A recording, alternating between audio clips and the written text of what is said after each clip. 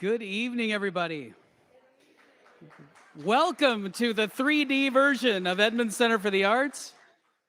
We are so honored to be your home for gathering, for performances and community events, and civic events like this one. We are very grateful that you're here tonight to participate in this important evening. My name is Joe McElwain. I'm the Executive Director here at Edmonds Center for the Arts. We always like to begin our programs by taking a moment to recognize that how honored we are to host all of our events, meetings, and performances on the culture-rich Indigenous lands of the Coast Salish people.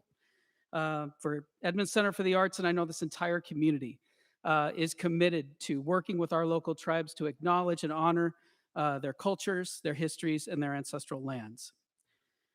And I am just thrilled to be able to tell you that Edmonds Center for the Arts is alive and well and up and running. We've already had a great outdoor performance just to my right in the parking lot last weekend. For those who attended, it was fantastic, and we have 2 more of those this year. We have a few events in this room, and then kicking off in September, we are going to host our 21-22 season with a full selection of 30 shows. We are back in business, and we hope that you'll come and join us for much more events and activities here in this room. So thank you.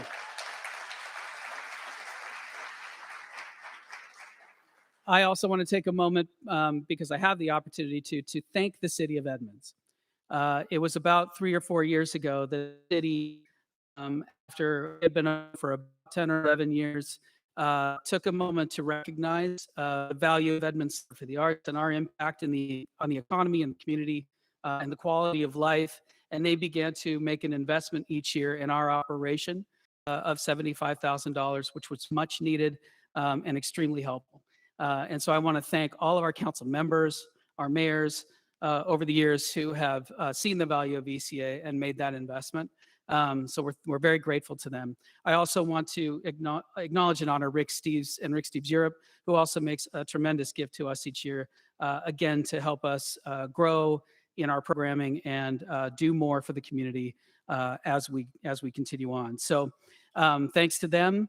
And I'm excited, speaking of great partners, My Edmonds News is a great partner to Edmonds Center for the Arts. We utilize that means of communication to talk about our performances and events. Teresa has always been a great partner to us. And so will you please welcome to the stage to get this party started, Teresa Whipple.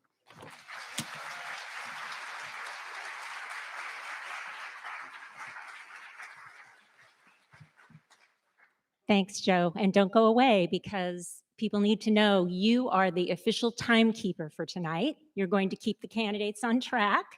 And so I am presenting you with the ceremonial buzzer.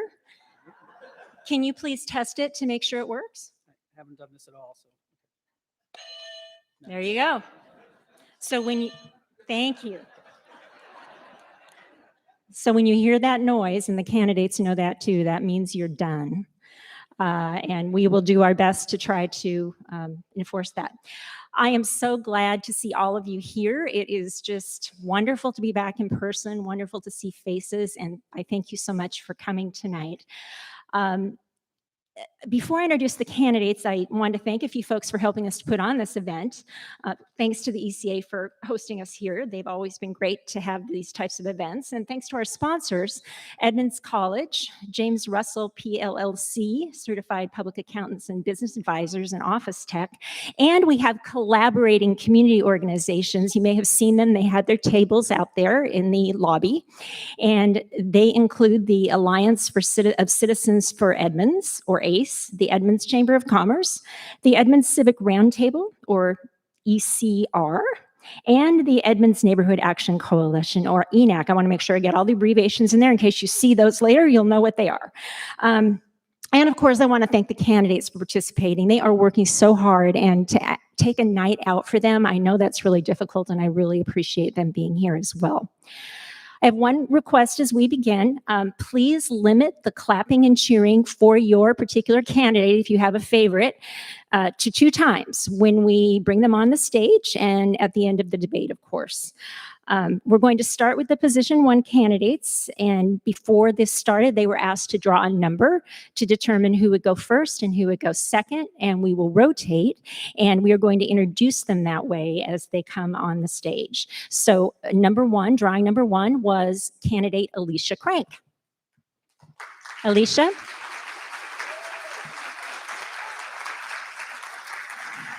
And drawing number 2 was candidate Christiana Johnson. Christiana?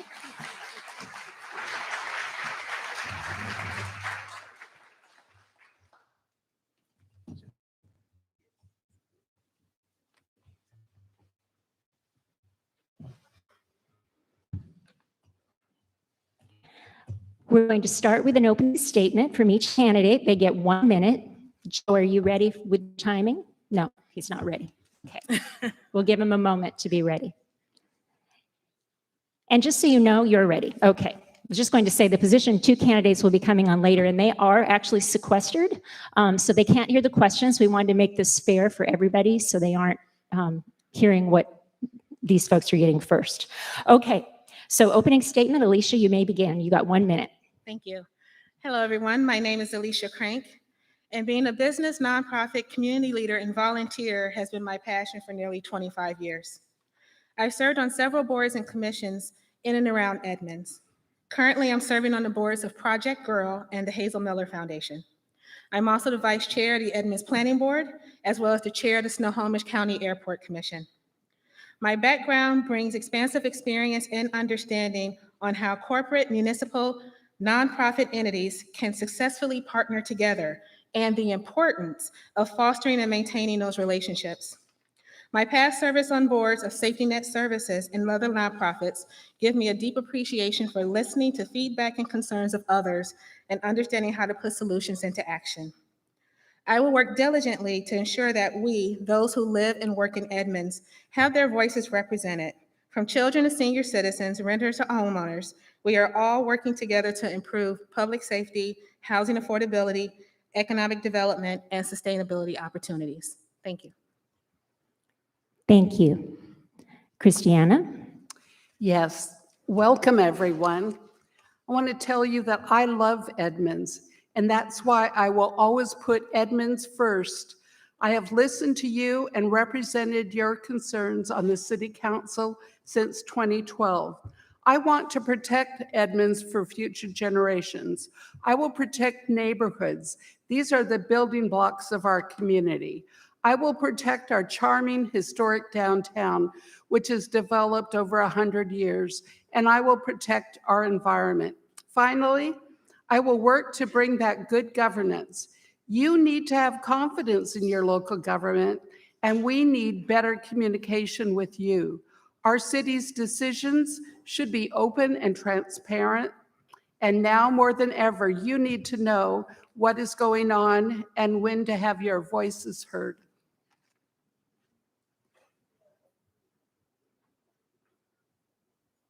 Oh, that's it? Very good. Thank you. I was expecting more. Thank you so much. All right. So we're going to get to the first question. And I forgot to mention earlier that the groups, the collaborating groups, they did help submit some questions that they had. And also my Edmonds News readers submitted a lot of helpful questions. So my unenviable task was to try to put those all together into some things that seem to be priorities for folks, and that's what I've come up with here. So the first question is a long one, but it's the one that seemed to have the most interest in some way, shape, or form. And it's this. The City Council created a Citizens Housing Commission specifically to come up with ideas for expanding, quote, the range of housing, including rental and owned, available in Edmonds, irrespective of age, gender, race, religious affiliation, physical disability, or sexual orientation. The commission has issued 15 recommendations for council consideration, and they have divided the community. Some say that, in particular, recommendations favoring detached accessory dwelling units, smaller housing, and placement of duplexes and townhomes on a single-family lot will change the character of Edmonds by leading to the elimination of single-family zoning. Others say such options will provide more housing opportunities for lower-income individuals and families, seniors, and the disabled. Do the Housing Commission recommendations reflect your long-term vision for Edmonds? And we will start with Councilmember Christiana Johnson. Well, that's a long question. I know, I apologize. It's the longest one on my list. The Citizen Housing Commission was given a very narrow job. They did that job in the time prescribed, and I applaud them for all their work. Now those recommendations have come to the City Council, and we have evaluated them. And we've done one of the recommendations, that's to enter into a housing agreement with Snohomish County Housing Authority, known as HASCO. And we had a special meeting where we decided to move forward on 2 more. We need to have design standards for multifamily housing, and we need to have a closer look so we don't have any covenants that are racially motivated. Those are what we want to move forward for. I'm not ready. We don't like you. It's brutal. And that was a long question. So I promise you that was the most involved, but it was the one everybody cared about. So Challenger Alicia Crank, you have 1 minute. I would say recommendations are just that. They're recommendations. They're something that you take and you have further conversation about. For me, it's not about saying that what's listed right now is what should or shouldn't be. We have to formulate the foundation for the conversation. And for me, it's about the people. Are we thinking about the current residents that are here, that are looking to be able to remain here, whether they need to downsize or expand? That's been the problem. So I'm not even thinking about anybody else moving into the city. It's about helping those that are already here trying to stay here. There are people that know that as soon as they try to downsize and sell their home, they've priced themselves out of the community that they've called home for 30 years. We have to talk about that. And that has to be the basis for conversation for any of these recommendations. Thank you. Question 2, sort of related. And this one will go first to Challenger Alicia Crank. Homelessness was a crisis in our region before COVID-19 hit, but now, with many facing the loss of jobs and homes, we are seeing more unhoused individuals in our city. What ideas do you have for eliminating housing instability and homelessness in Edmonds? And yes, in 1 minute. Thank you. Wow. I worked for YWCA, Seattle King Snohomish, for 3 years. So I got to see up close and personal the different levels of housing insecurity, which is the PC word now. There's a lot of different things that can happen, and no one municipality can take care of it. It has to be a group effort, and it has to be different avenues that allow people to be able to be housed. Again, if we kind of go back to what the housing recommendations were, when we talk about detached ADUs, again, some people that are unhoused, it has nothing to do with drugs or alcohol. It's just affordability. Some of them are homeless because of abuse issues, and they just don't have a place to be. So if a property owner has the opportunity to be able to create a smaller unit so that their family member can stay, for example, it should be explored case by case, never a blanket decision across the board. But we have to realize that homelessness starts from different places. And if we look at it as a sense of, oh, it's because someone doesn't know what they're doing, we're making a mistake. Thank you. Councilmember Johnson, and let me know if you need me to repeat the question. Please. All right. Homelessness was a crisis in our region before COVID-19, but now, with many facing the loss of jobs and homes, we are seeing more unhoused individuals in our city. What ideas do you have for eliminating housing instability and homelessness in Edmonds? Housing instability is a complex matter, and you raise that with your question. We have a new human services manager, and we have allocated money to provide housing support to people in order to help them stay in their homes. And now we have the new American Rescue Plan that's been proposed, and additional money will be available. But there are 2 aspects of homelessness that are hidden. One are kids. There are lots of teenagers that couch surf and and they are a special population. The second population are those people that are drug addicted or have alcohol problems, and they prefer being a homeless position so that they can do that freely. And those people need assistance. For that purpose, we have allocated money for a social worker to help people. Thank you. Now we're going to go to a lightning round, and our lightning round is basically a yes or no answer or something similar, a very quick answer to a question. And this question is, we will start with Councilmember Johnson for the answer. Parking continues to be a concern for residents, businesses, and visitors. Do you favor a structure to ease the downtown parking situation, yes or no? No. Yes, where appropriate. Okay, thank you very much. All right, question 3. If elected and you could change only one thing during your term, just one thing, what would that be? And we will start with Challenger Crank.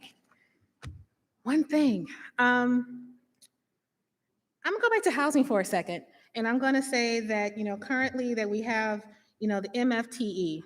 And one of the things that I wish that we could add to it from a legislative perspective is to add a caveat about prioritizing Edmonds residents and community leaders to be the ones that are at the top of the list for preference in the application process. Clearly, you can't, say that no one can apply outside of the city.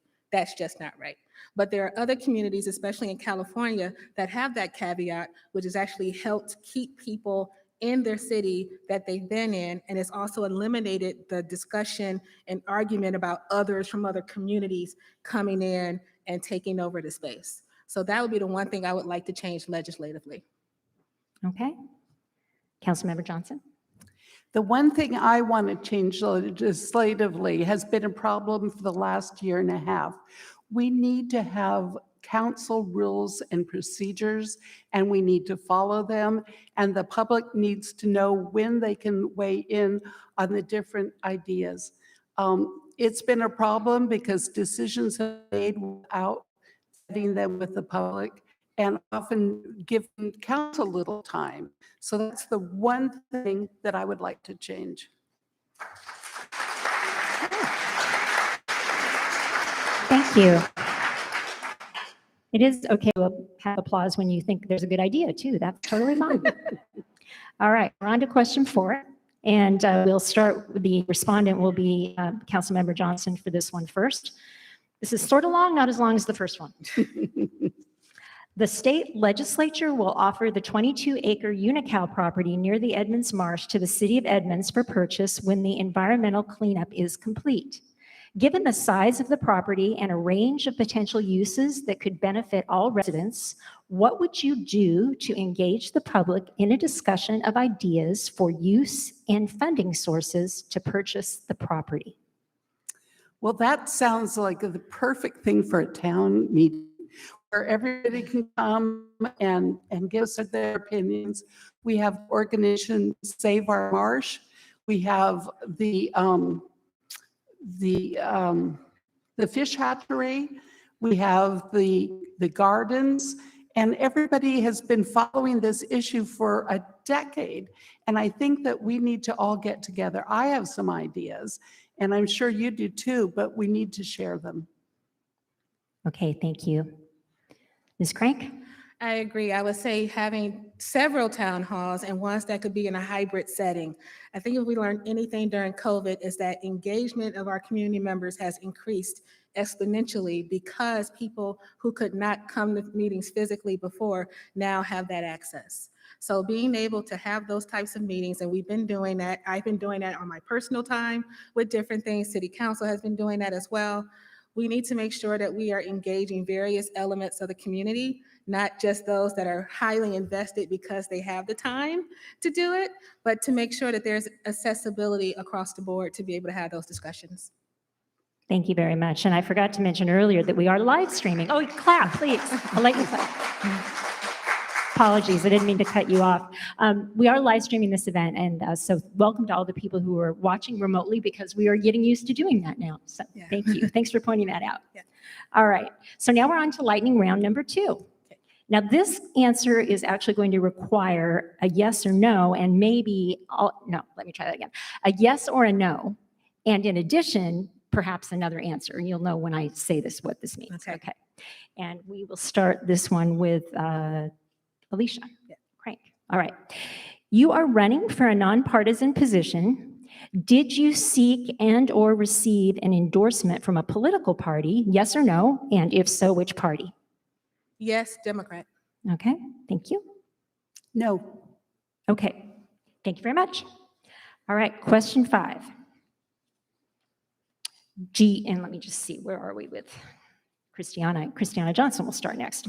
Do you believe it's important for city council members to serve as role models for the community on issues of diversity, equity, inclusion, and accessibility? If so, how would you demonstrate this in your work on city government issues? Councilmember Johnson. Yes, I think we are all role models for our community because we are community leaders. And I've given this a lot of thought. What I think I need to do is to make recommendations on how we can improve things in our city administration. There's been a lot of attention on the police department, but let's look at the public works department, the planning department, and all the other departments to make sure we have diversity, equity, and inclusion. And I think we need to look at our contracting procedures and policies too, so that everyone has a fair opportunity to participate and earn a living. Thank you. Thank you. Ms. Crank? I think we're all role models, whether we like it or not. So you can either be a positive one or a negative one. So that's the first choice that you have to make as a council member. I would say that when we talk about diversity, it's not just about race, it's not just about gender. It's about the way you think about things, it's about cultural. And so we need to make sure that we are thinking very broadly when we talk about diversity and equity and inclusion. I've tried to demonstrate that just in my community life, trying to have conversations where we bring every voice to the table that chooses to participate, so that we can make sure that we're having a very robust and diverse conversation about anything from housing to race relations to economic development. And as far as what we look at from a staffing perspective, on one of those darn questionnaires, they asked about, is the diversity of the staff in Edmonds relatable to the population? Answer is no. Edmonds is a predominantly Caucasian city. So yes, the city staff is more diverse, but those in the managerial roles, not so much.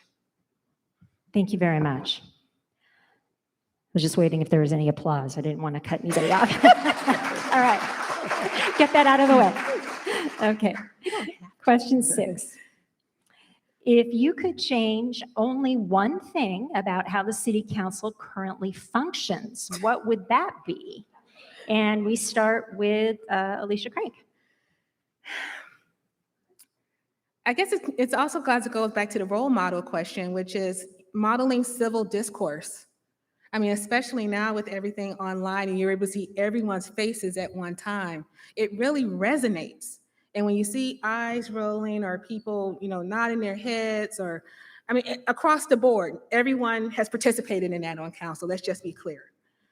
And we have a student rep on the council and they're seeing this too. I'm always thinking about Brooke when these things are happening. It's like, are we not thinking about the fact that there is a youth representative watching all of this and saying, this is what I signed up to do? And when we have others in the community that are watching it too. So I think it's not that hard to practice civil discourse. We just have to make a decision to do it, even though if that means sometimes you got to bite your tongue. But that's the thing that I would change. Thank you very much. Councilmember Johnson?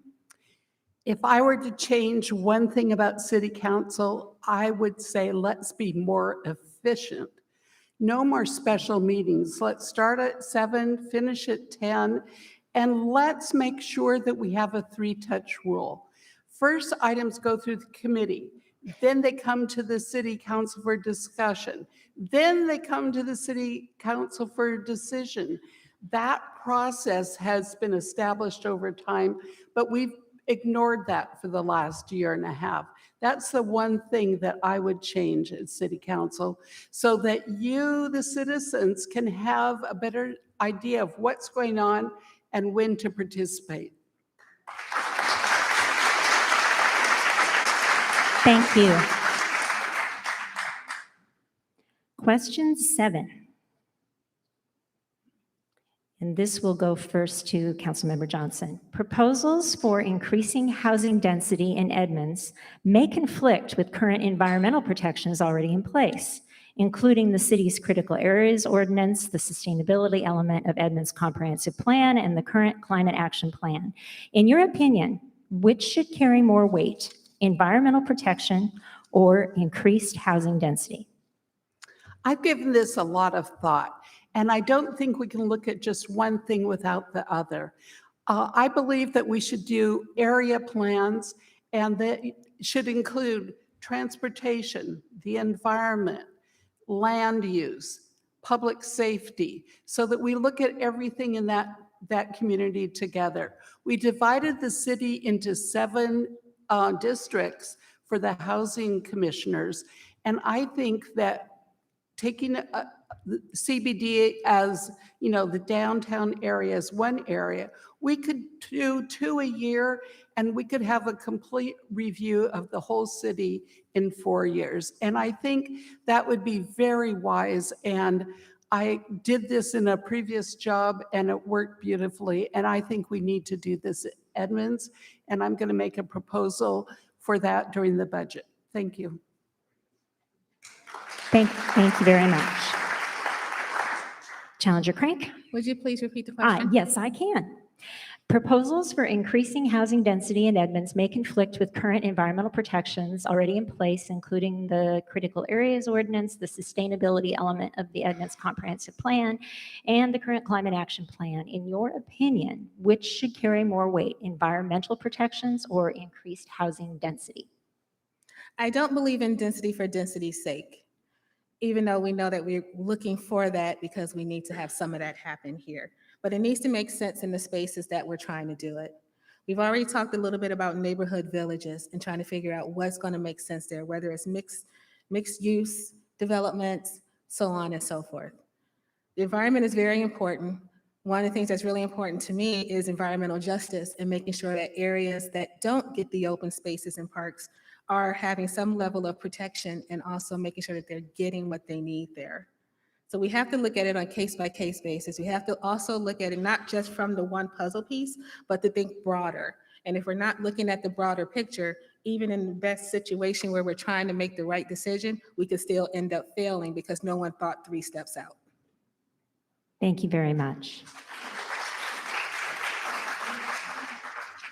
All right, we've got another lightning round.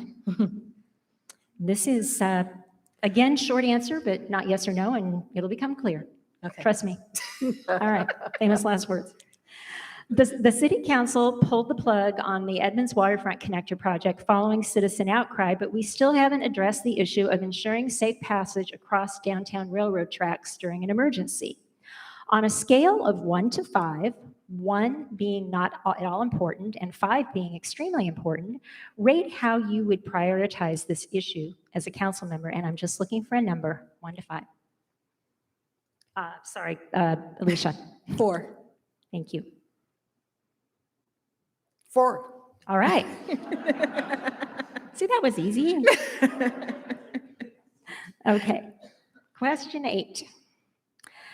The City Council approved a new set of regulations aimed at retaining existing trees when private property is developed in Edmonds. Do you support this approach to protecting Edmonds' tree canopy? Why or why not? And we will start with Councilmember Johnson.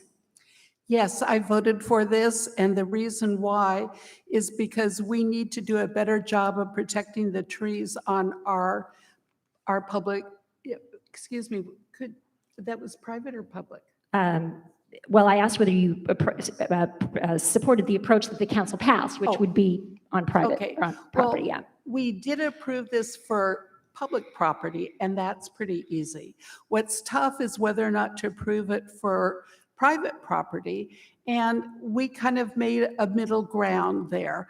We decided that it was important to save the oldest trees, but it's also important to let people develop land.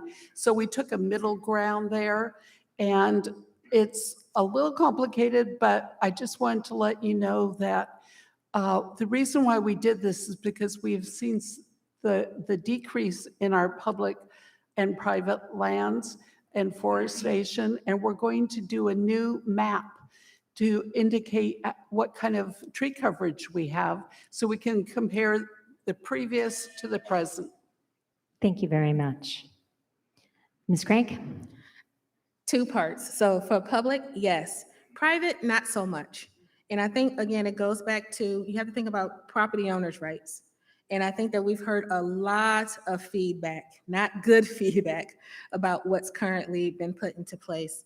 You know, I sit on the planning board, and I would say almost every meeting that we've had for the past year and going is someone coming to audience comments and complaining about the rights that they're being taken away from them to be able to do what they want to do on their private property. So again, I think we have to think about when we're making these kind of decisions, factoring in all those different areas, including property owners' rights. Thank you very much. Question 9, and this one will start with Challenger Crank for the answer. Describe your thoughts on policing in Edmonds and our current police force. Are there any changes you would like to make? Oh my God, I can do that in a minute. No agency is perfect, police department or what have you. You know, I had the good fortune of having a very good relationship with former Chief Campan. I also had a very good relationship with former Acting Chief Lawless, and now building one with Acting Chief Bennett.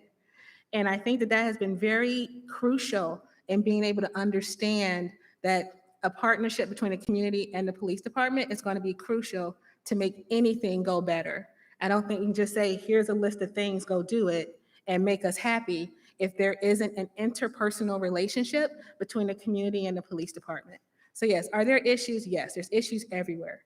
But the question is, are we going to be willing as civic leaders and as community members to work together with the leadership in the police department and the officers to be able to figure out how to work better together?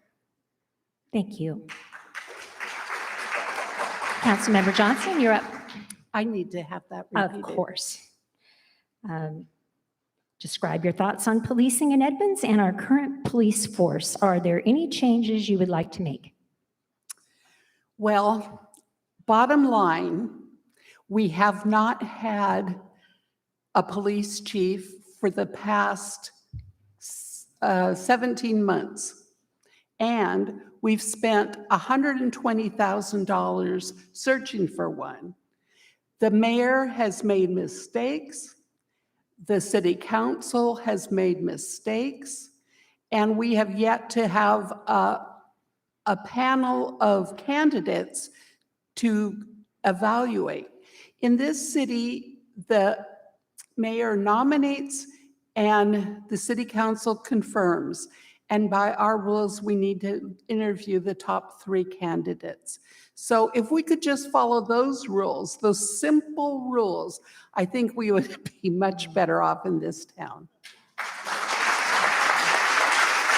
Thank you.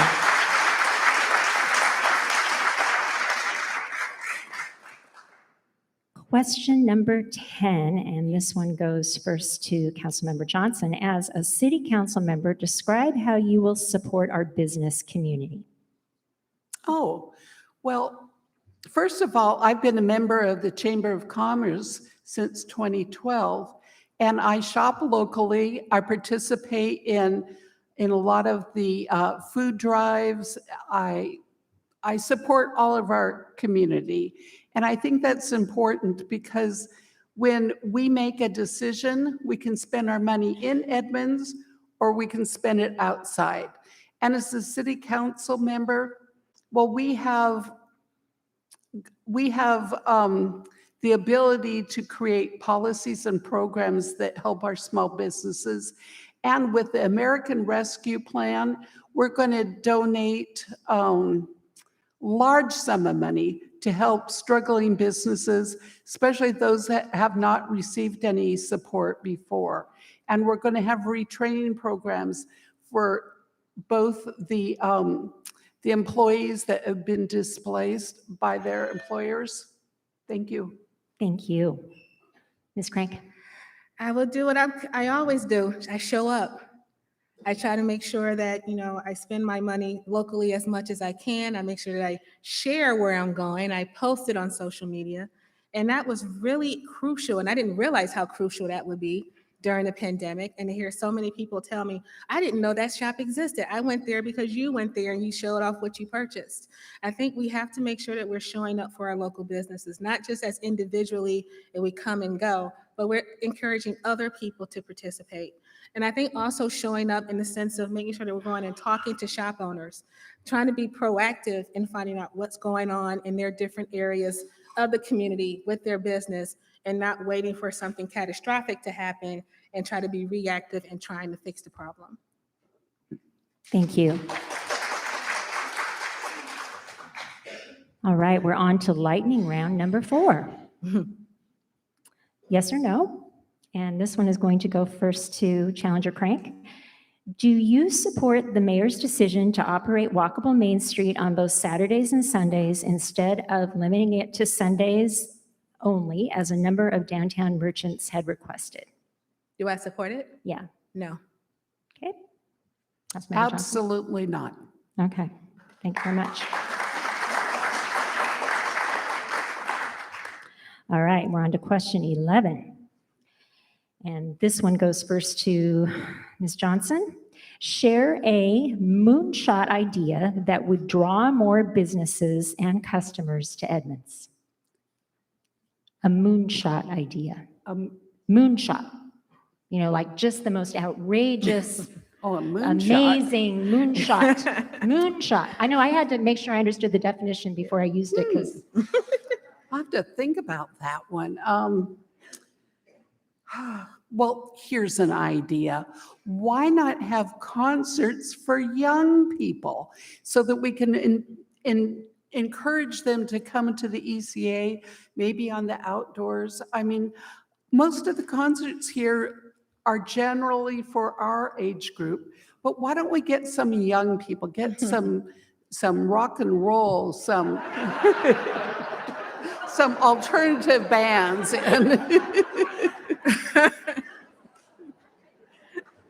Joe, are you hearing that one? thank you. Ms. Craig? 2 words, movable feasts. In the community I used to live in before I moved here, there was a young entrepreneur who would get food trucks together, and one day a week, it would go to a different part of the city. And it would be like somewhere there was a large lot that 5, 6, 7 different types of food trucks could come. People could bring their lawn chairs or blankets or whatever. You had diversity of food, so no one had to say they didn't like what they had because someone could pick what they wanted. And there would occasionally be musicians there as well.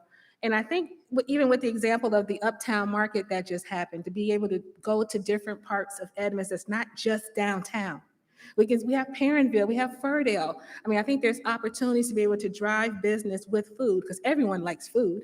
So it's not so much moonshot as opposed to let's just do it. Thank you. Well, we are almost to the end, and we've been moving right along, and nobody's been arguing. There's been no rebutting. I'm not saying you have to. I'm just saying this has been a very Civil discourse. Yes, discourse. Okay. So now I want to give each candidate an opportunity to ask one question of the other candidate. You only get one question, so choose wisely. And once the question is asked, the candidate will have 1 minute to respond. So we'll give you like a 15-second wiggle room to ask the question before Joe starts putting his hand on the buzzer. So we will start with Ms. Johnson. Yes, Alicia, this is the 3rd time that you've run for city council in the past 6 years, and you submitted your name for appointment. What surprises me is I don't recall you giving council comments sending emails, or even calling me on any of the hundreds and hundreds and hundreds of issues concerning city business. Why is that? Well, I may not have reached out to you directly, but I have been able to enjoy interpersonal conversations and relationship with other council members, past and present. So when I have seen issues come up, I have reached out to them, and I have the emails to back that up. I've also been an active participant in attending some of those meetings, even though most of them I attend online, because again, not everyone can afford to come to a physical meeting. And I've also been very opinionated and been very transparent on a number of issues, especially over the past year and a half, where I have been very vocal and direct with some of the things that have come before council and those decisions. So I have heard none of that. None of your comments have been during public comment period. None of your comments have gone to all of council. I don't disagree with that, but I don't think those are the only ways that you can participate.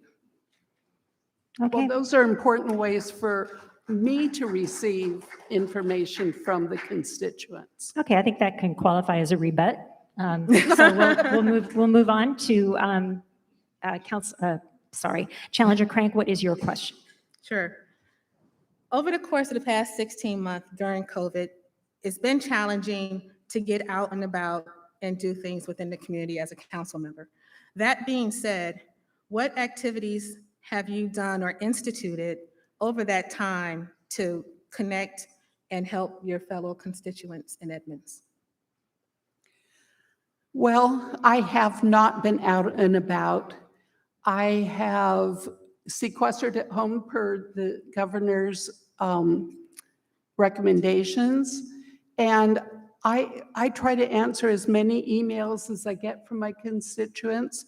I talk to them on the telephone if they call me. And I think that we have really developed a lot of conversation over key issues like the hiring of the police chief, the housing board recommendations, the tree recommendations, and that's how I've connected with my constituents. Thank you. Any rebuts? Any other last chance? All right. We are going to go to closing statements. And we start with Alicia Crank. You have 1 minute. You want me to go start again? So I told you were supposed to let me know when you messed up. Your But I had number you. one. Okay. Is it Christiana's turn? Then we'll have her start. No, that's fine. Okay. All right. Coming through a pandemic together over the past 16 months has challenged us all in different ways. It has also connected us in ways we had never imagined. We've developed an appreciation for transparency and communication. We are more invested in our neighborhoods, our schools, our businesses, and with each other. As a private citizen, I've worked to support the community by bringing free training career workshops to our city, as well as created avenues for girls and women to showcase their talent and voices through Edmonds International Women's Day. Many of you have seen my efforts to model bringing various voices and opinions to the table on topics that matter to us. You've seen me model civil discourse, community and business engagement, as well as active listening in both virtual and physical settings. I'm committed to continue doing this work with our community members, fellow council members, and other electeds across the board to ensure the best decisions for our city. I hope that I will have your support in your vote next month. Together, we can continue to build community to be safe, diverse, and the comfortable environment we all desire it to be. Thank you very much. Ms. Johnson, your closing statement? Yes. I know many of you have been very unhappy with council this past year and a half. I've been unhappy too. I've been using our common sense and good judgment, but was always in the minority of 3 who couldn't get the job done right. In the last election, my opponent was supported by Councilmember Fraley Menounos, Councilmember Payne, and Councilmember Laura Johnson, and Mayor Nelson. She was supported again by these same council members when it was time to fill the vacant seat left by Mayor Nelson. If you have not liked what their politics were, it seems that you won't like my opponent's politics. And I would ask you to consider this. Well, I lost my page, but I'll just say, oh, here we go.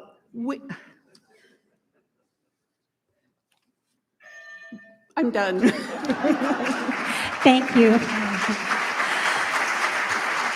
I want to thank the Position 1 candidates for being here. I appreciate you taking time out of your busy nights to do this. Thank you again. Give one more round of applause, please, to them for their performances tonight. Thank you so much. So we're going to take about a 10-minute break, and the candidates here will leave the stage, and then we will bring the other candidates on for mic check and all that stuff, and we'll get started again in about 10 minutes. Thank you.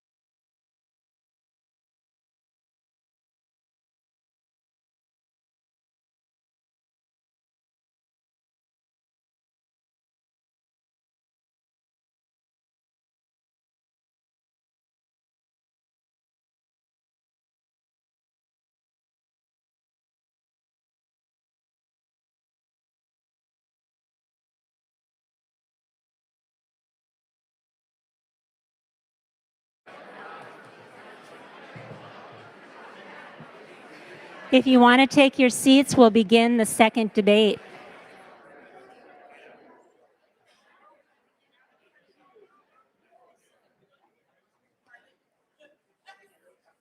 Thank you so much for attending. We're going to get started with the second position.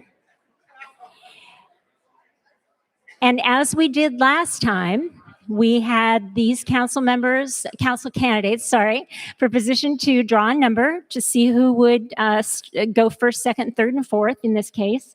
And they're going to come on stage in order of how they were introduced, the numbers they chose. And so we're going to start with candidate Laura Pezzo. You can come on stage now. Laura Pezzo. Thank you. Laura Pezzo. Janelle Cass.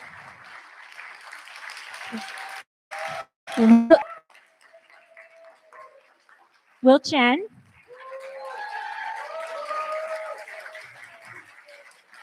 And Luke Distelhorst.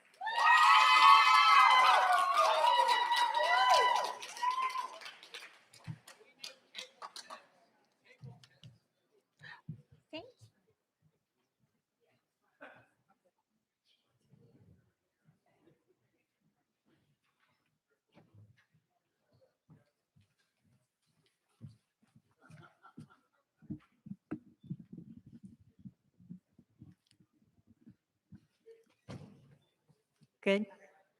Thank you. There's always something, and that's why I have people in the crowd yelling at me to do the right thing. Thank you for the reminder of the table tents. All right, so welcome back. We are now into position 2, and you got the memo. You all clapped for your candidates as they came on, and that was great. And again, we're not going to do that during the debate, but of course you can clap if there's a good idea, as you all did so well last time. So we're going to start with opening statements, and again, in the order that they are seated there on stage, and that gets more complicated later because we're going to alternate after that, and that's my job to keep track. But I've given them permission to tell me if I mess it up. So Laura Pezzo, you can begin. You have 1 minute for your opening statement.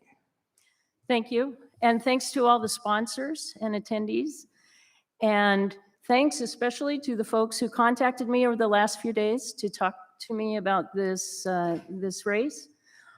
I wanted to share with you actually some of what I've been talking about the last few days. And the first was a request for fair and public decision-making. And I can commit to do that. I've served for many years, and I can't recall having been knowingly involved in any shenanigans. I had almost perfect attendance in my near decade of council service, almost always prepared, and I always put the citizens first. And those are the things that, regardless of the issue, thank you. Regardless of the issue that I was contacted about, everybody agreed that that was something we need to have on our city council.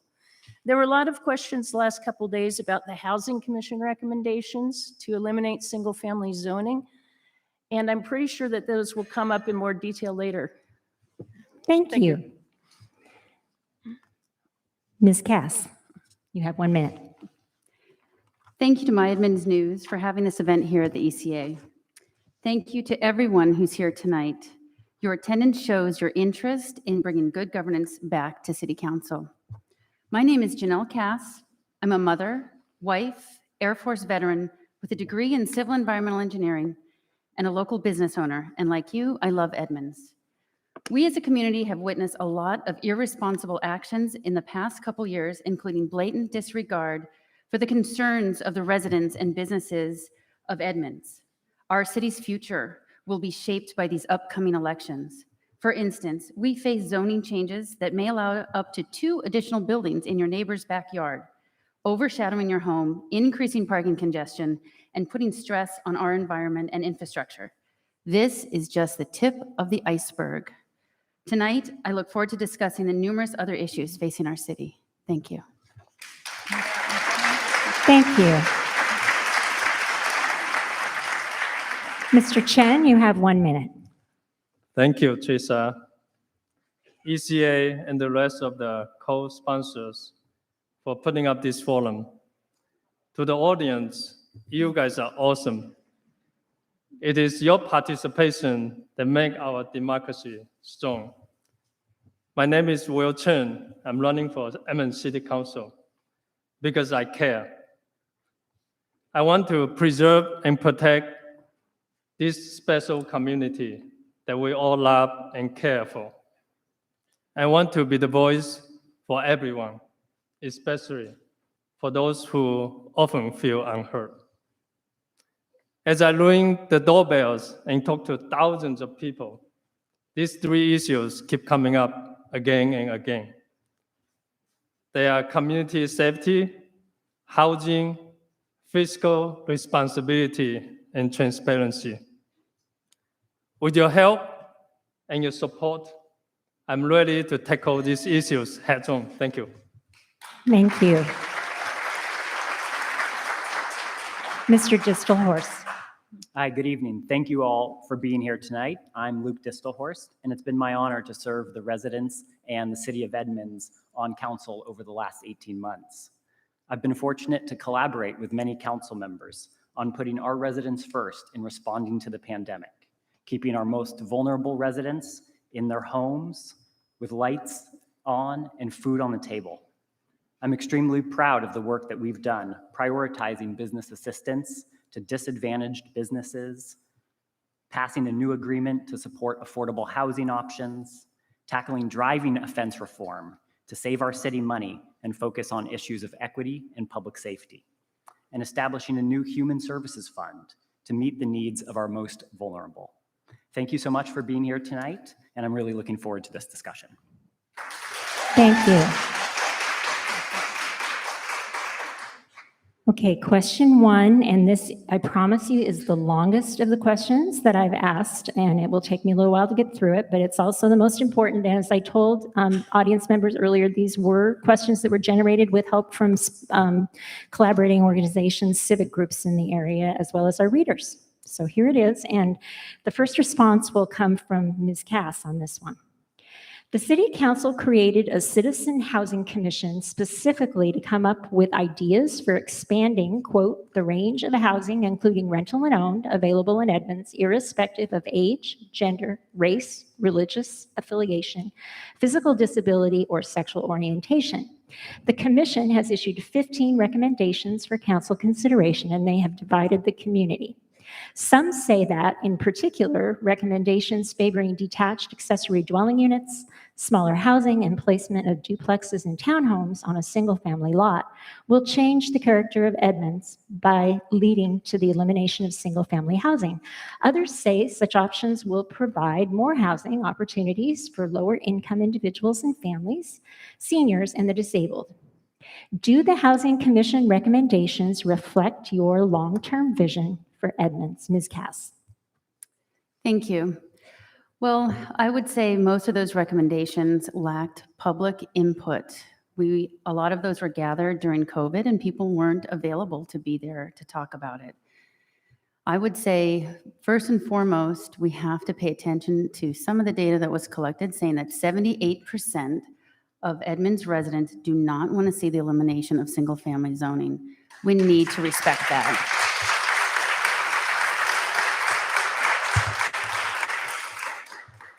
Furthermore, a lot of the suggestions that were made in terms of adding duplexes and triplexes, we have yet to see the math actually work out to make more affordable housing. In the elections 2 years ago, it was announced that we're at 96% capacity. There's really not a lot of space to build.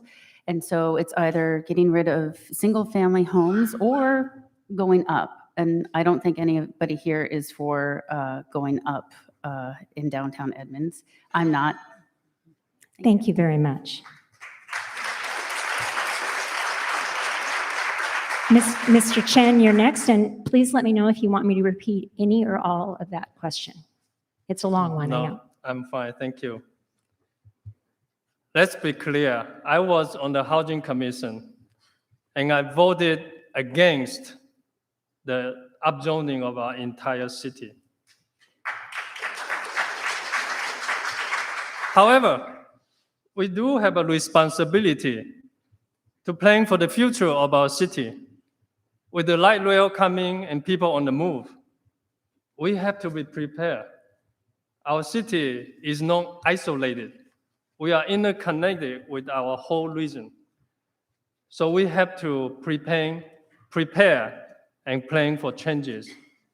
So I am identifying suitable locations for upzoning, for coming up with various diverse housing options in the area that makes sense. Thank you. Thank you. Mr. Distelhorst? Thank you. I was proud to serve as one of the liaisons to the Housing Commission and get to see them study, research, take public engagement, and develop the recommendations that they delivered to council. I think an important question is, if you're a senior on a fixed income and you want to downsize, how far away do you want to move from Edmonds? How far away do you want your kids and your grandkids to live from you? We know that our current setup does not provide the diverse sizes, the diverse prices, and the options that many in our community need. On council, I hear from seniors who can't live here anymore because their property taxes have gone up on very large lots. We really need to look at our climate goals. Do we just want to throw those out the window? Is our climate action plan important to us? Is our environment important to us? These are difficult decisions, and we need to take the time to have the council and have the planning board evaluate the recommendations, take the necessary public engagement, and plan for the future. Thank you.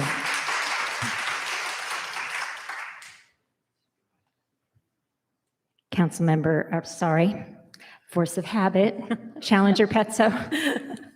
I've been covering council meetings for too long, I guess. Thank you. Thank you.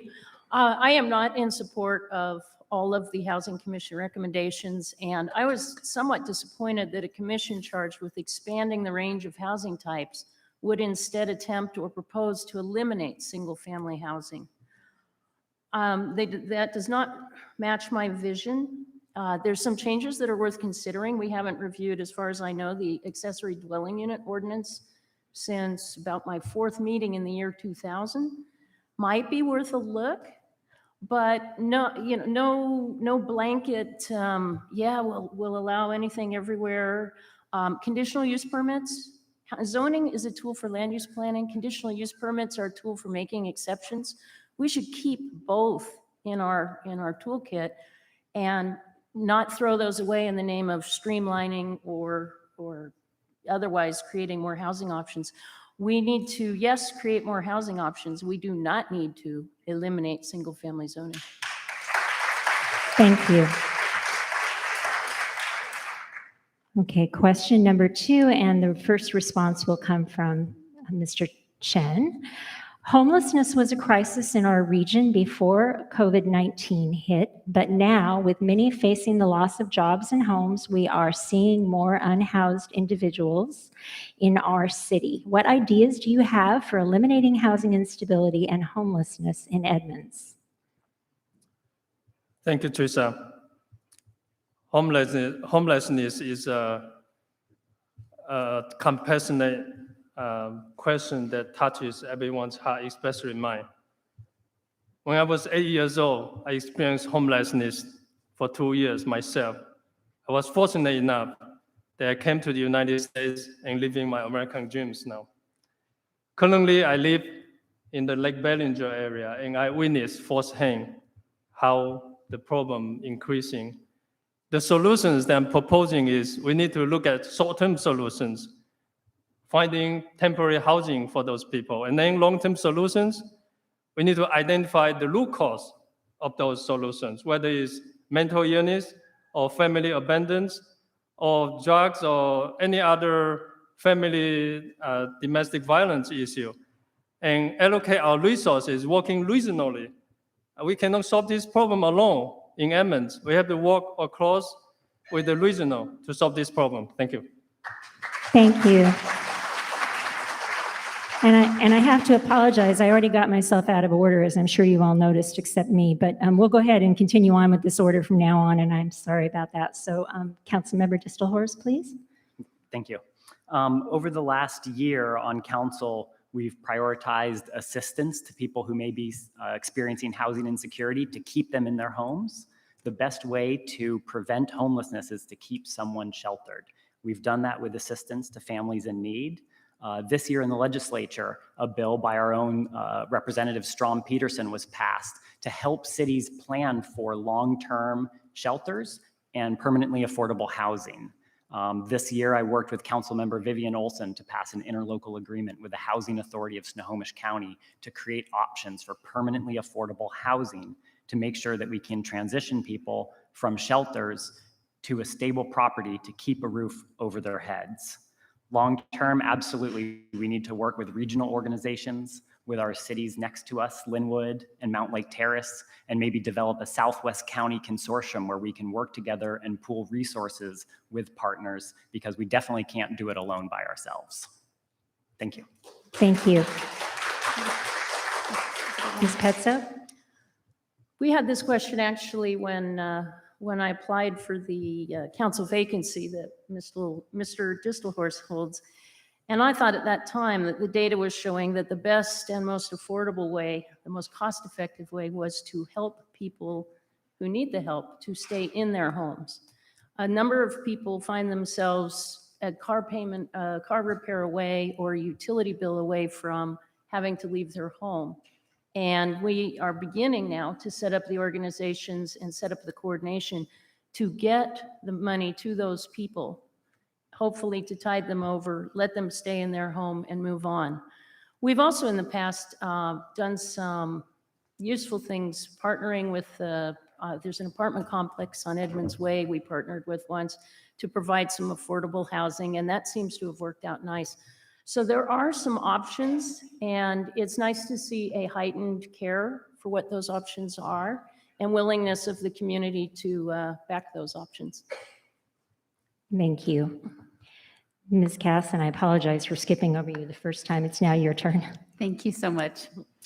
I echo what the other candidates have talked about, is definitely coordinating with other effective agencies and organizations that are in our region, and this is a regional issue. I think one thing that we have to do is get back to normal so people aren't losing their jobs and that they are back to work and they're able to afford their homes. And I think I would be a big proponent for making sure that we get our economy booming again so that people have jobs. And I think we need to identify the fact that a lot of the homelessness is tied to drug addiction, and that's the bigger issue we really need to focus on. Thank you. Okay, we move now into what we call our lightning round. Audience is now familiar with this. Simple, quick answer, usually a yes or no, sometimes not, but quick answer. And the question for this is, yes or no, parking continues to be a concern for residents, businesses, and visitors. Would you consider a structure to ease the downtown parking situation? And we will start with Mr. Chin. Yes, thank you, Teresa. I think that's another option that we should consider. Among other things, so question is yes, we should consider. Oh, thank you. That's all we need. All right. Ms. Petzo.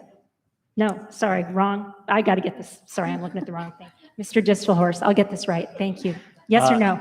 It's going to take you a lot less time than it's going to take me to figure it out. Go ahead. Yes or no? No, parking structures are highly fiscally irresponsible and are not revenue generating and not. Okay. Thank you. Yes or no? Thank you. Got it. Okay. Now we're back to Ms. Petzo, please. Yes, I would consider it. Okay. Guess we're going to extend them all. Ms. Cass? Yes, I would consider it. Okay. Thank you very much. All right. So we're on to the next question. And just so we're prepared of all that, the next answer for this will be, if I'm following the order correctly, the next person to prioritize for this next answer will be Mr. Chen. Question 3, if elected and you could change only one thing during your term, just one thing, what would that be, Mr. Chen? I will change the culture of our council. Currently, our council is so far divided by partisan line. I want to bring everybody to the table to discuss issues and focus on the projects and the spending be prioritized to benefit us all, the taxpayers, and not based on partisan divide. Thank you.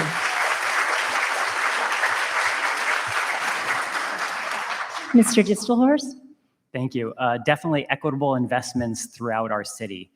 We've seen that in our city, a lot of time and energy and money is spent in certain areas, and other areas have been neglected for far too long.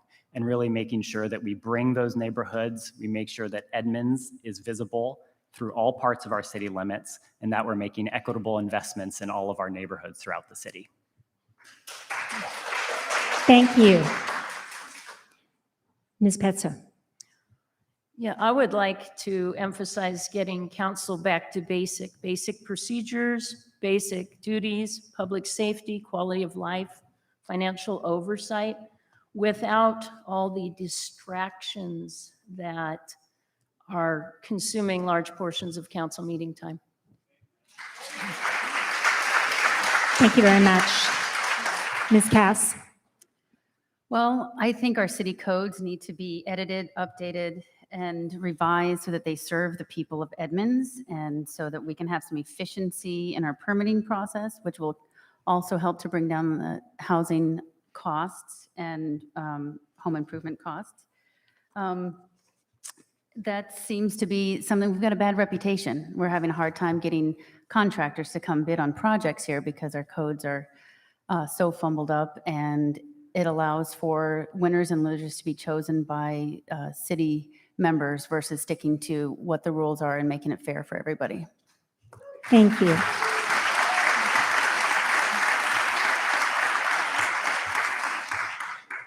Okay, I'm going to need some help from the council members, or sorry, the candidates. Boy, I'm looking at you all, and you all look so familiar now up there on the dais. So who did I start with last time? It was you, right? So we'll start with, Well, we started with I Will. started last So we time. started with Luke. Yeah. Thank you. I don't want to mess this up any more than I already have. Thank you, Luke. Councilmember Distelhorst, this will be your question. Question 4. The state legislature will offer the 22-acre Unocal property near the Edmonds Marsh to the city of Edmonds for purchase when the environmental cleanup is complete. Given the size of the property and a range of potential uses that could benefit all residents, what would you do to engage the public in a discussion of ideas for use and funding sources to purchase the property? Yeah, I think there's great opportunity to have maybe a review of master plan and look at bringing people in and seeing what ideas our community has for that space, what ideas that the tribes and the necessary environmental organizations have for the rehabilitation of the area, and making sure that we're not only developing it for salmon restoration and habitat, but then conserving the area around it so it doesn't become polluted again and it stays a healthy estuary for the future. Thank you. All right, now we'll go on to Ms. Petzo. And let me know if you need me to repeat the question. Could you? Sure. The state legislature will offer the 22-acre Unocal property near the Edmonds Marsh to the city of Edmonds for purchase when the environmental cleanup is complete. Given the size of the property and a range of potential uses that could benefit all residents, what would you do to engage the public in a discussion of ideas for use and funding sources to purchase the property? Thank you. Okay, so I actually did have this question, I think yesterday, and I did commit to a open, and I was asked specifically commit to transparent public process and discussion of the potential uses. And not all potential uses are probably right for that property, and certainly marsh restoration probably is right for that property, but there may be other things and other considerations that a full and robust public process would bring out. In terms of funds, I would like the city to define the projects. Actually, I think it used to be a stormwater project, now it's become a park project. I think the city needs to define it broadly so that we can access a variety of funding sources for different components of the project. Thank you very much. Ms. Cass? Thank you. Well, I do think the purchase of the property is very exciting for Edmonds, first and foremost. But we absolutely have to make sure that we are doing this with everybody's input on what they want to see happen to that property and how we can best use it to improve the environment in that area. I think we all need to study all of the results from the cleanup. We need to be thinking about, cleanup standards for a place like that may or may not be conducive to streams, but if it's possible, I think we should do it. But there's going to be a lot of discussion amongst the public because that could be a very expensive endeavor. Thank you very much. Mr. Chen? Thank you, Teresa. This is exciting news. 22 acres right by the Mars. What a great opportunity for us. In terms of public engagement, we must engage every citizen, every corner of our city. We have people speaking 134 languages within Edmonds School District. We must reach out. In terms of funding, I will consider both public and private. Of course, we'll have citizens' inputs and also looking at regional, state, even federal sources of funding to make this dream project come true. Thank you. Thank you very much. Mr. Distelhorst? He did already. Oh, right. You were last. Now you're keeping me on track. Thank you so much. All right, lightning round number 2. You are running for a nonpartisan position. Did you seek and/or receive an endorsement from a political party? Yes or no? That's the answer to the question. And if so, which party? And if my numbering is right, we will start with Ms. Petzo on this one. I did not seek or receive an endorsement from any political party. Okay, Ms. Cass? No, this is a nonpartisan race. Okay, Mr. Chen? Yes, Which party? Democrat. Thank you. Mr. Distelhorst? Yes, Democratic Party. Okay, thank you very much. All right, now we're going on to the next question, and we will start with Ms. Cass as the first person to answer this one. Do you believe it's important for city council members to serve as role models for the community on issues of diversity, equity, inclusion, and accessibility? If so, how would you demonstrate this in your work on city government issues? Thank you. Yes, I do think it's important that we as leaders are participating in discussions on diversity, equity, and inclusion. And in fact, I'm on the committee for the Edmonds Chamber of Commerce Board of Directors to discuss those things and to make sure that we can develop useful toolkits for our businesses so that they know how to engage with our community and how to work on issues that to provide inclusion, to provide adaptability for people with different languages or different, in my business, I work with a lot of people of neurodiversity and different physical abilities. Thank you. Mr. Chen? Thanks. As you know, I am a local CPA, and I serve local business and family individual alike. Among the clients that I serve, about half of them speak another language other than English. In my professional life, I have been a public servant that reach out to every population. We are all Americans, and we all need to be included. Thank you. Thank you. Mr. Distelhorst? Yes, absolutely. Council members and any leader needs to not just have discussions about equity, diversity, and inclusion, but bring that to every single decision that we make. When we look at our issues, we need to think about who is being impacted, who is benefiting from these decisions, and making sure that especially our most vulnerable citizens are being thought about in those circumstances. On council, I've been proud to support inclusion goals for looking at how we can include disadvantaged business enterprises, providing support to businesses outside of the Edmonds Bowl, and making sure that we are getting those investments and those city resources to all types of people and all communities.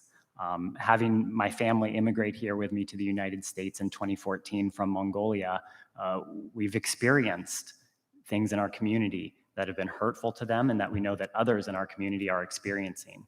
And we need to do better in ensuring that we're practicing anti-racist work in our policymaking and in our leadership in the city.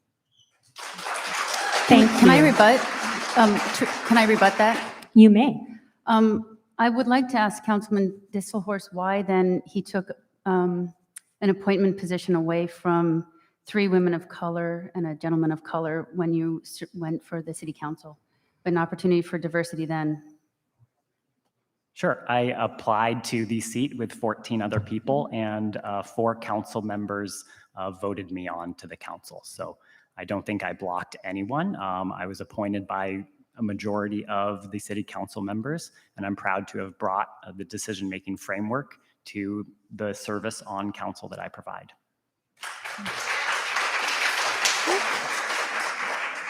Thank you. All right, we will move on to Ms. Petzo. Do you need me to repeat the question? I think I have it. Thank you. Okay, thank you. Despite some other candidates taking credit for maybe founding the Diversity Commission, I too was deeply involved in that process, partially more so. So let's say we can share that credit for founding our Diversity Commission. And I've tried to always be fair about committee appointments and working with staff regardless of anything. And even in dealing with the public and with people's opinions, your opinion does not count more with me because you're wealthy or famous or important, or less with me because you're not wealthy, not famous, not important, and maybe you're even slightly unusual in some way or another. And that's okay with me. If it's a good idea, I'll take it regardless of who it's from. And if it's a lousy idea, I'll probably say so. Thanks. Thank you. All right. We're on to question number 7, and the person to start with the answer on this one is Councilmember Distelhorst. Proposals for increasing housing density in Edmonds. Did I mess it up? No. I think it's So did I miss somebody? Ms. Cass, did you not? I think I started with diversity. I think it's Mr. Chen. Thank you very much. This is really appreciated because despite What's my the- best efforts. Can you repeat the question, please? Yes, I'm not finished. Yes. I'll switch places with you. You want to moderate? All right, here we go. Question number 7, and we are starting with Mr. Chen. Proposals for increasing housing density in Edmonds may conflict with current environmental protections already in place, including the city's critical areas ordinance, the sustainability element of Edmonds' comprehensive plan, and the current climate action plan. In your opinion, which should carry more weight, environmental protections or increased housing density? Environmental protection. We do have a responsibility to plan for our future growth, but we must do this carefully and responsibly. We only have one Earth, and we need to protect it. We have to revisit our master growth plan, as well as specific housing policies, and make changes where it makes sense. Thank you. Thank you.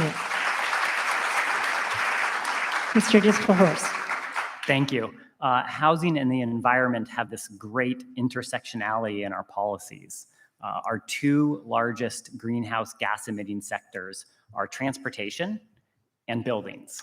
And we have great opportunities to have people ditch their single occupancy vehicle, which is our largest greenhouse gas emitter and contributing to our 110-degree heat dome we had a couple weeks ago, and getting our buildings decarbonized to make sure that we can make the switch from fracked gas to clean electricity that we have from our hydro dams. We have a great opportunity to work with the state and the PUD to incentivize those public utility conversions and make sure that our housing and our environmental policies are one and the same and working together. Thank you. Ms. Petzo. Definitely environmental protections need to be considered and they need to be put ahead. That's what planned growth is, as distinct from random growth or unplanned growth. We have areas where it's probably just flat unsuitable to increase the density. I recall voting once against a rezone proposed for an area near the Meadowdale landslide area, near or in. And I did so because I remembered that 5 or 10 years before, a garage on that exact parcel had slid into Puget Sound. So clearly, this is not an area where you can ignore the environment and the constraints. Another example would be areas that frequently flood. There are a lot of areas in Edmonds where people experience flooding during storm events, and it doesn't make any sense at all to start paving over those areas with disregard to the existing infrastructure. Thank you. Thank you. Ms. Cass. So I would say the environment in my mind definitely wins over densification. There's no way that when you go to 0 lot lines that that's going to be healthy for our stormwater. And we have a very important geological contribution to the Puget Sound. And if we were to do away with the yards and the green spaces, it's going to have a detriment to the Puget Sound. Also, I find that the tree codes and the densification plans seem to be in direct opposition. We need to get our master plans, get our visions together from the people, and make sure we're solid with what you guys want so that we know how to plan. And I agree with Ms. Petso that we don't want to do this haphazardly. Let's get a plan.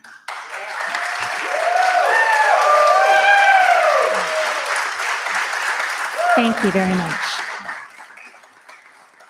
Okay, we're moving on to lightning round number 3.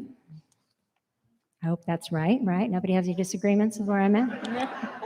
Very good.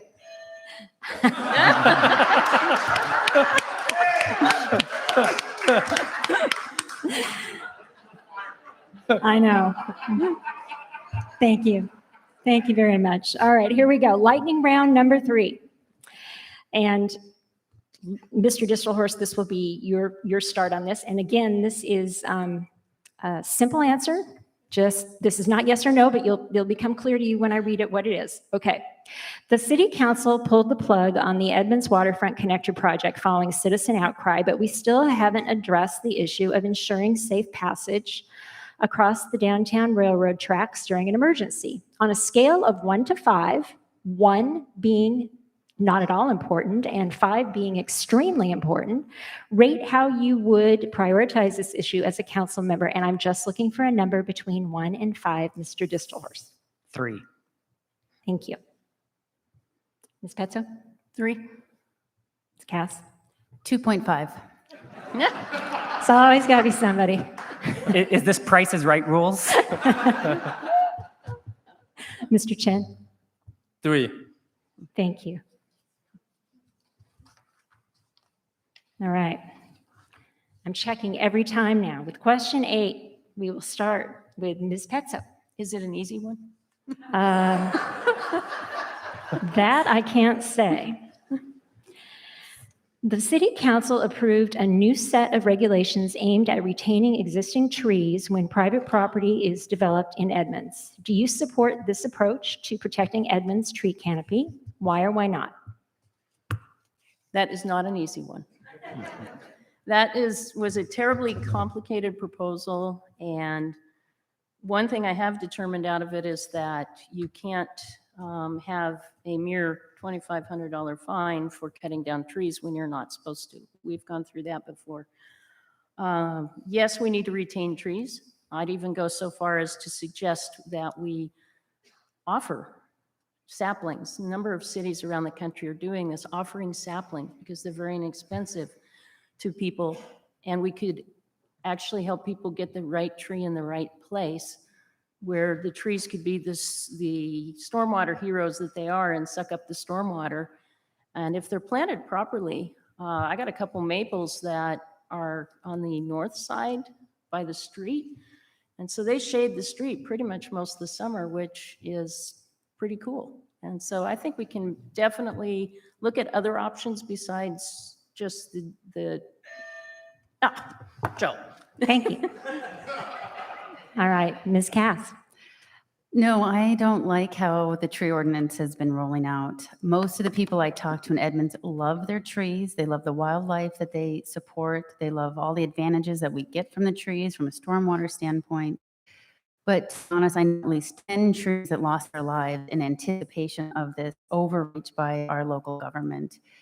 I also think that this is a huge burden on people because to maintain a tree properly is very expensive, and yet we're going to add to it some bureaucracy that we really don't need. I would say focus on incentives, education, donations of trees, and let's not add green tape on top of all the red tape we already have.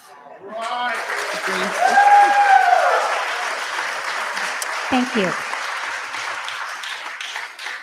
Mr. Chen?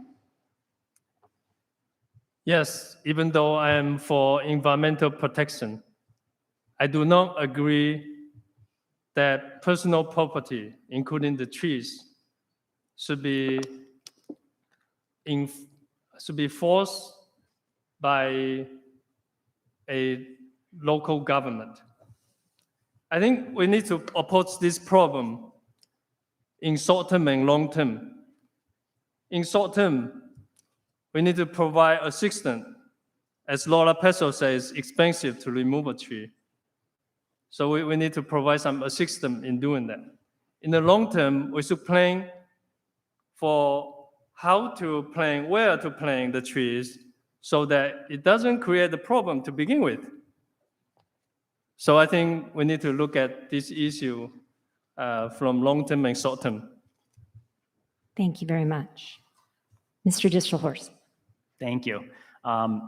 Definitely not an easy question, extremely complicated. There was no tree code before. So when I hear fellow candidates here tonight talk about prioritizing the environment and then speaking against trees and no regulation, we've seen what happens. We've seen lots cleared, lot line to lot line. Time after time, we get pictures from residents, lots completely cleared because in the past we didn't have a tree code. We've prioritized 3 things in the tree code that we passed earlier this year: retention, replacement, and low impact development. How can we provide flexibility so people can build their homes, but also retain trees? How can we replace trees? How can we add trees to new areas where we're seeing heat island effects, like along Highway 99? And in the future, if you've been following council, you've seen the very long list of tree regulations that the planning board and council will be considering later this year, including incentives, including, thanks. Thank you. All right, we're on to question 9, and I'm going to start with Ms. Cass. And describe your thoughts on policing in Edmonds and our current police force. Are there any changes you would like to make? Thank you. Well, for number 1, I'd like to say we need a police chief right now. The debacle and disregard for the people of Edmonds has led to the fact that our city government has spent over $120,000 looking for a police chief and wasted over 18 months. And we still don't have a permanent police chief. All of us need to invest in the leadership and the resources that our police force provides, because it helps us to be a safe and welcoming community for all citizens and visitors here in Edmonds. I think given the fact that they've had all of this, demoralizing treatment right now, our police force has been taking it in stride, and I commend them very much. Thank you. Mr. Chen. My turn? Yes. Thank you. The clock starts now. Yes, we do. We do desperately need a new police chief. And the problem is the process. The process of hiring a police chief needs to be consistent, needs to be transparent. We need to do homework, investigations, and hire the most qualified persons that will protect us, protect our business, our residents. So I think Myself, I really appreciate the great work that our brave men and women has been done during this pandemic year, the last 18 months. It's tremendous, and I commend them. And I think we need to get on and search a good police chief. Thank you. Mr. Distelhorst. Thank you. I've been fortunate enough to have a couple of very good meetings with Acting Chief Bennett and hear about the work that she is bringing to the acting chief position in working with our department to ensure that we have the right statistics and are tracking the right community metrics, so we're meeting the needs of public safety in our community. Earlier this year, we approved a community crime prevention position. This is a new position in the Edmonds Police Department that we funded this year to make sure that we're creating a framework for the police to better do outreach and engagement in our community and prevent crimes that we are seeing instead of policing them after. Thank you. Thank you. Ms. Petzo. I have always been a supporter of our police and our public safety organizations, and I probably contact them quite a bit, in fact, over suspected crimes or things that might be helpful to them through their non-emergency line or the internet. I do think that based on the results of the last year, we could move towards making sure that we've updated our training to the standards that we would expect to alleviate some of the problems. And I think we could also try to make use of our social worker to create a more comfortable environment for people to come in and sit down with the police and talk about things that are a concern for them. I was asked as a council member on at least 2 occasions to perform that function, and that's fine with me, but it's not really a policy function, and it would be nice to have somebody on staff just so that the people feel comfortable coming in and talking with the police department. Thank you. Thank you. All right, we're on to question 10, and we will start with Mr. Chen on this one. As a city council member, describe how you will support our business community. As we're coming out of this pandemic, business are recovering. Our city government must provide every resources that we can to help this speedy recover. Business recover means more jobs, means more stability, means we'll reduce crime, reduce homelessness. So one thing that we can do is we should look at the means, the federal fundings that's made available to us and source these fundings to the business directly. Thank you. Thank you. Mr. Distelhorst. Thank you. From the CARES Act, City Council last year provided funding to help support our businesses and make sure that they got through the pandemic. Now, as we transition out, we're looking at using more ARPA funds, American Rescue Plan Act funds, here in Edmonds to make sure that we can continue to provide some support so we don't have shuttered storefronts. We don't go back to being Deadmans as it was after the global financial crisis. We need to create a framework for businesses to come into Edmonds, welcome new businesses, support the businesses that we have here, and also prioritize our city spending. So when we go out to contract and we go out to procure, that we're looking at local businesses here in Edmonds first before businesses outside of the city. Thank you very much. Ms. Petzo. Thank you.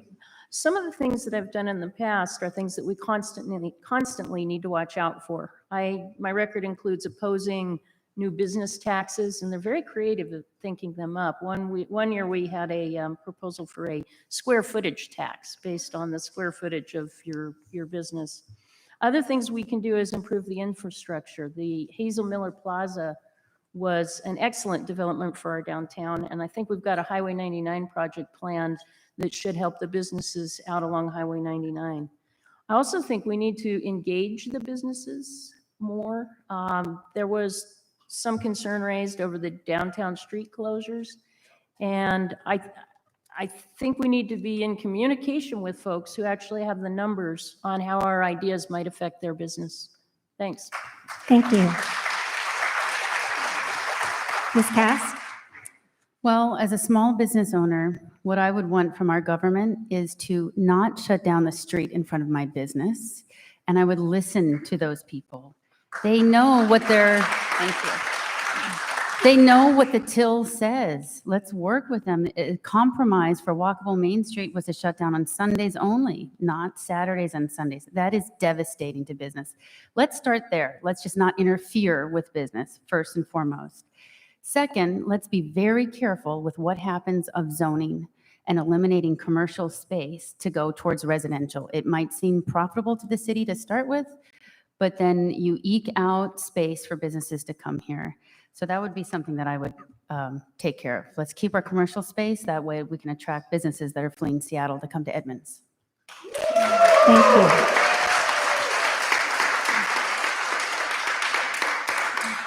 Well, it's kind of ironic because the next question is a lightning round and you all stole my thunder. So how's that for a joke? Okay, I'm ready. All right, thank you. There we go. I tried. Okay, but I'm going to ask it anyway because it's only fair. We asked the other group of candidates as well. So this is a yes or no question, and it's going to go to Mr. Distelhorst first. Do you support the mayor's decision to operate walkable Main Street on both Saturdays and Sundays instead of limiting it to Sundays only as a number of downtown merchants had requested? No. Ms. Petsa? Thank you. No. Ms. Cass? No. Mr. Chen? No. All right.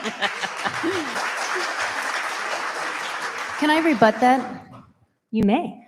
So, Mr. Distelhorst, then when Ms. Olson tried to bring up a discussion point to have council do something to look out for the businesses, why didn't you vote with her? Sure. So when we look at policies around events, closures, construction, all sorts of stuff, Councilmember Olson reached out and I told her if she came up with a framework, because when we set a policy for an event closure or a permit closure, it should be around parameters because it applies to more things than just one event. So I asked her to come up with those parameters around that and she didn't. Can I rebut that? May I rebut that? Sure. Then We how got come you time. didn't help her come up with the parameters to help out the businesses? Sorry? How come you didn't help her come up with the parameters to help out the businesses? The parameters were not around helping out businesses. If we pass a policy around street closures, anything around construction, anything around events, anything around all sorts of different policies to come to council instead of being in the administration where they belong. In all other cities that we looked at in the Puget Sound region, closures for events and for construction and permitting are an administrative function, not a policy function. Can I rebut that one more time? Yeah, sure, go. So are you basing decisions on what other cities do around the region instead of what's best for Edmonds?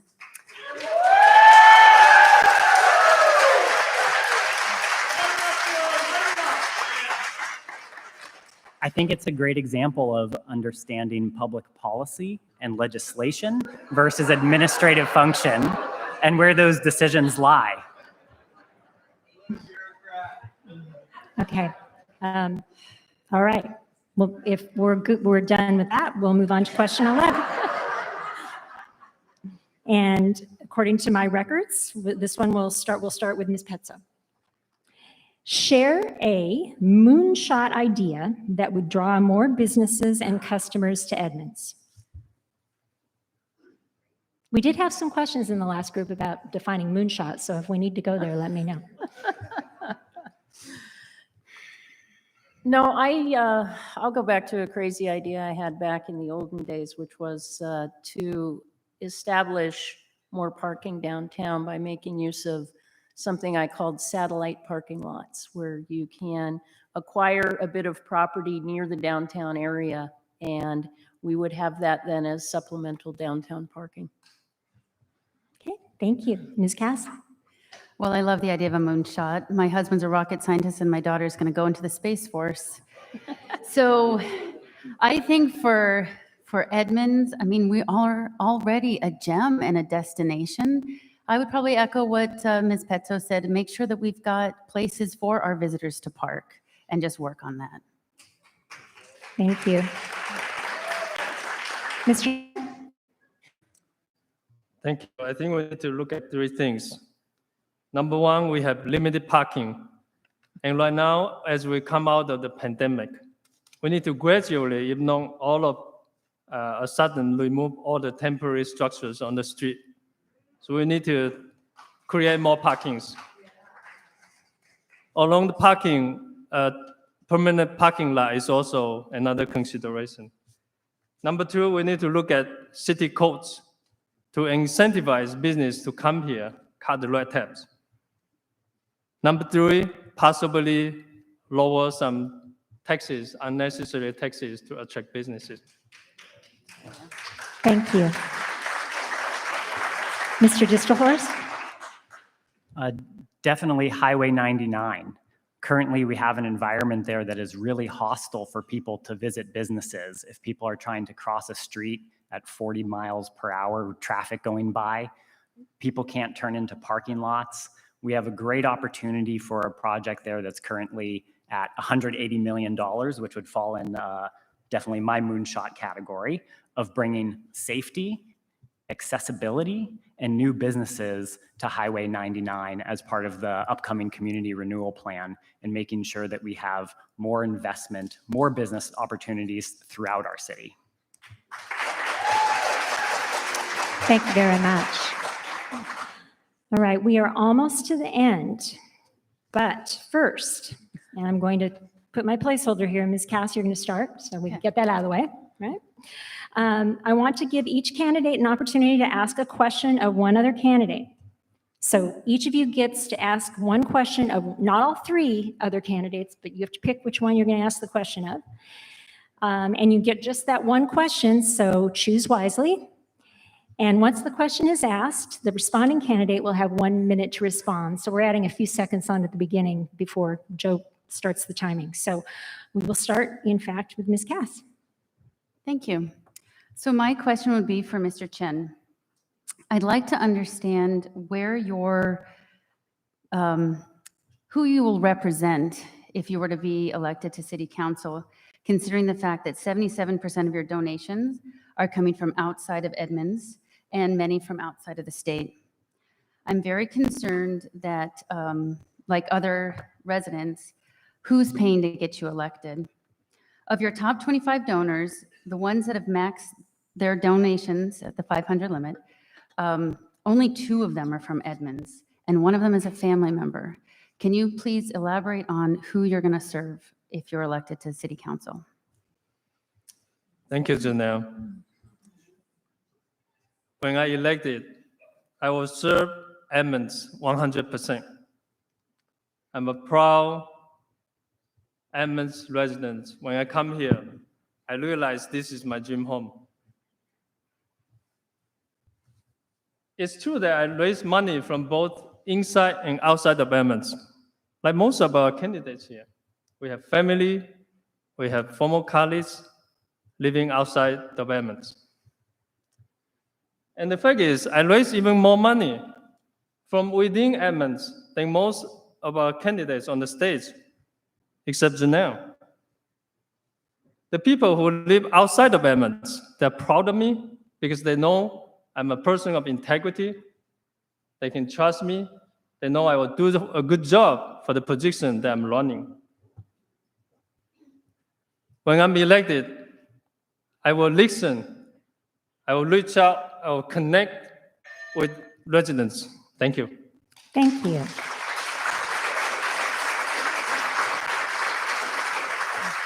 Now, Mr. Chen, you get to choose someone to ask a question of.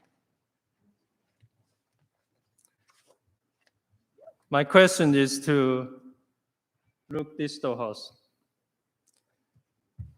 Luke, you have voted to confirm a police chief that was later disqualified. If you were elected to a 4-year term, last year you were appointed. If you were elected to the 4-year term, how can we trust you will not make decisions that you will regret? Yeah. It's an excellent question. You know, we had 2 candidates put forward for the chief of police. Council got to interview them, the public got to interview them, and the mayor made a selection. I voted to confirm Chief Pruitt, who is a current chief of police, and the mayor later rescinded that offer. It was very disheartening to see the community's reaction and what happened to both candidates, as well as some conduct by myself that I take responsibility for that was difficult at the time.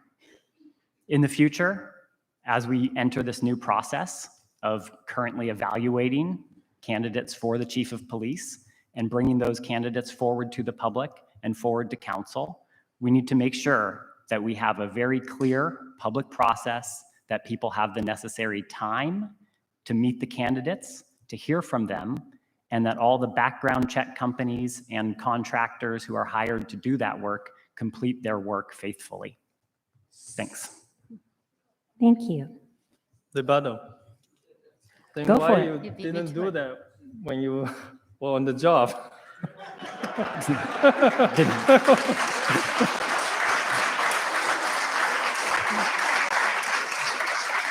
And unfortunately, council members don't conduct background research ourselves. We have professional human resources organizations. Okay, let's let the candidates answer the questions, please. Sure. Miss- We Go ahead, please, Mr. Distelhorst. We have professional human resources organizations, guidelines, and state laws that govern these hiring processes. And it's important that we do that so we don't open the city to frivolous lawsuits. Okay, thank you. Any more rebuttals? Yeah, could I rebut that? Mr. Distelhorst, why would you vote to like speed up or condense a voting period? And why would you not, as a representative for us, consider all pertinent due diligent type information when making a decision? Sure. So I saw what was happening in the community, both to Chief Pruitt, who is a chief of police, and to Acting Chief Lawless, who is a long-standing and serving community member. And we saw them being damaged and damaged and damaged in the press. We saw a demoralized police force and people really hurting in our community. After interviewing them, after seeing the input during the community forums that were held and having the chance to meet them, it was clear that the selection was for someone who is going to lead this force and was going to serve the community with integrity and representing all citizens and providing for better public safety in our community. Thank Okay, you. can I rebut that? Because I feel like my question wasn't answered. Sure, go. So the question was more about moving up the vote to confirm and ignoring information that would provide more in-depth background on Chief Pruitt. Information was not ignored, it was viewed and reviewed. Okay. Thank you. All right, I think we'll move on. Mr. Distelhorst, now you have an opportunity to ask a question. Thank you. My question is for Ms. Cass. I'm curious, what of the 15 housing recommendations do you support? And what do you think can be done to provide more types of housing so when your daughter returns from the Air Force, she can afford to live here? Well, there actually were a few ideas that I liked, and I'm also not under the impression that my daughter, as a lieutenant or somebody fresh out of the military, can afford to live in Edmonds.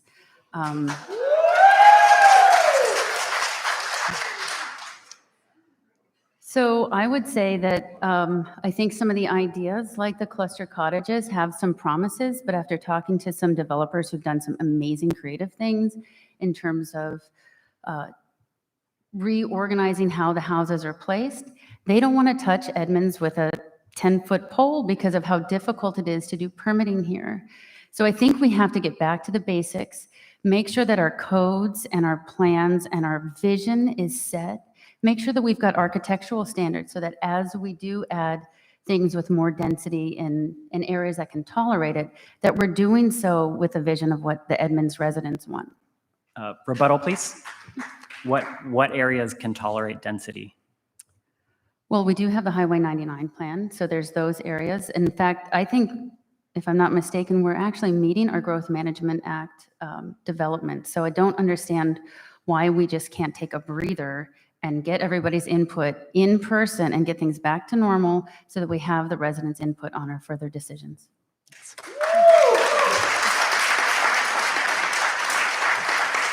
Any more rebuttal before we move on? We're good? Okay, Ms. Petsa? Thank you. This question will be for Mr. Chen. At the interview with the Herald last week, I believe I heard you indicate that you supported detached accessory dwelling units in our single-family neighborhoods without a conditional use permit requirement. And I wanted to confirm or ask, do you still support detached accessory dwelling units without requiring conditional use permits? Yes, I do support that policy with strict restrictions. For example, like lot size, setback, height restrictions, parking restrictions. If we meet those restrictions, this detached dwelling unit policy, we call it DADU, it can solve our aging in place issue. We have seniors living in our cities who are on fixed income. The rising property value means rising property tax. And those people are on fixed income. That means they will be priced out. They want to age in place. They don't want to give out their home. We have to come up with a solution. Thank you. Thank you. Any rebuttal? All right, well, we are on to the closing statements. And we are going to start with Mr. Chen, and you have 1 minute.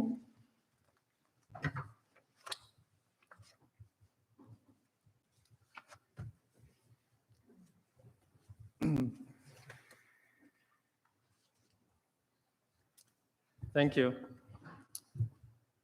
I understand the value of hard work and collaboration. I will bring a voice and a fresh perspective that's missing on the council. I will listen, engage, and connect with the community. I'm ready to tackle the housing issue, the community safety, and the fiscal accountability issues that's facing us all. I'm a leader that will deliver, and I will be honored for your vote on August 3rd. Together we will. Thank you. Mr. Distelhorst?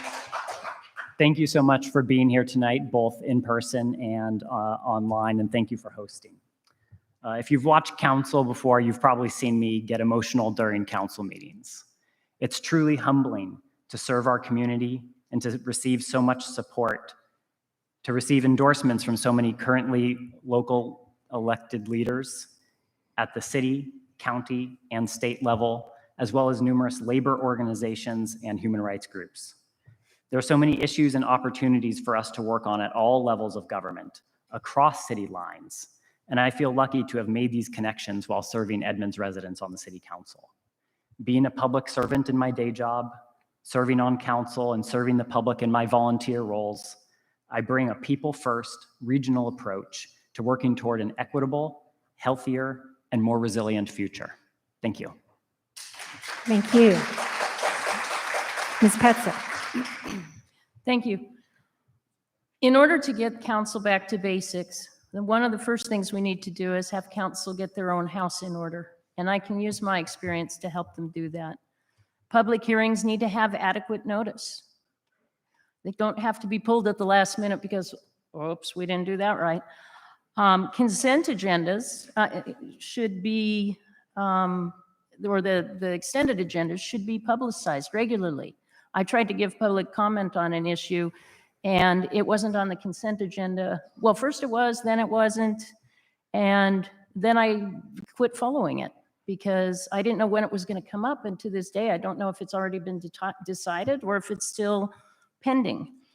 Moving up the police chief vote was a really irregular procedure that should not have occurred, and I can use my experience and my desire for public input and fair decisions to help solve these matters. I am the only council person you can elect this year that will increase the experience on our city council. Thanks. Thank you. Ms. Cass. Thank you. Tonight, you've heard a myriad of opinions on how to address the issues facing Edmonds we love. You now need to decide who will represent the people of Edmonds and bring real solutions to our city's challenges. As you sit down to vote, ask yourself, do you want to hire a council member who is determined to restore transparency and accountability and prioritize the concerns of Edmonds residents, who is resolved to protect the charm of Edmonds and single-family zoning, and who's dedicated to invest in small businesses, our police, the firefighters, and our infrastructure? If you answered yes, then vote for Janelle Cass. Last month, we dropped off our 18-year-old daughter at the Air Force Academy. As I watched Amelia march under the words of the Air Force core values, I was re-inspired. Integrity first, service before self, and excellence in all we do. I ask for your vote on August 3rd. Thank you. I want to say thank you to all of you for coming tonight. I know you have busy schedules. We appreciate you being here. Thanks to the audience for coming. We now have time for the meet and greet out in the lobby. We finished a little ahead of time, so you don't have to stay out so late tonight. Thanks again to our sponsors, to our collaborating organizations, and check out the My Edmonds News table and sign up for our newsletter. Thank you.